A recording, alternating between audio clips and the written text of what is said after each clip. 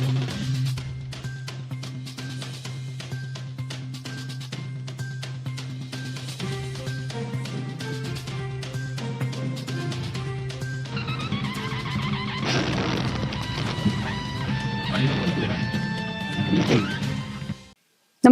आपण पाहता हिरकणी न्यूज.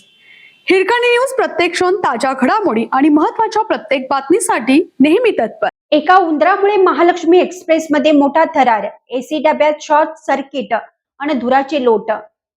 मध्य रेल्वेवरील कोल्हापूर मुंबई महालक्ष्मी एक्सप्रेसच्या वातानुकूलित B1 डब्यात मंगळवारी पहाटे धूर निर्माण झाल्याने फायर आणि स्मोक डिटेक्शन सिस्टीमचा अलार्म वाजला. त्यामुळे काही काळ प्रवाशांमध्ये घबराट निर्माण झाली. रेल्वे कर्मचाऱ्यांनी तातडीने तपासणी केल्यानंतर विद्युत पॅनलमध्ये उंदरामुळे शॉर्ट सर्किट होऊन धूर निर्माण झाल्याचं स्पष्ट झालं. यात कोणतीही जीवितहानी झालेली नाही.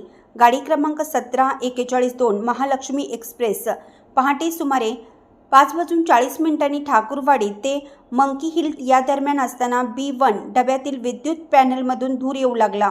त्यानंतर डब्यातील स्वयंचलित फायर आणि स्मोक डिटेक्शन सिस्टीम कार्यान्वित झाली.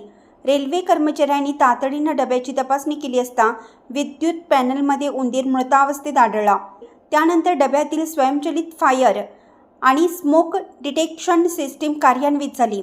रेल्वे कर्मचाऱ्यांनी तातडीनं डब्याची तपासणी केली असता विद्युत पॅनलमध्ये उंदीर मृतावस्थेत आढळला.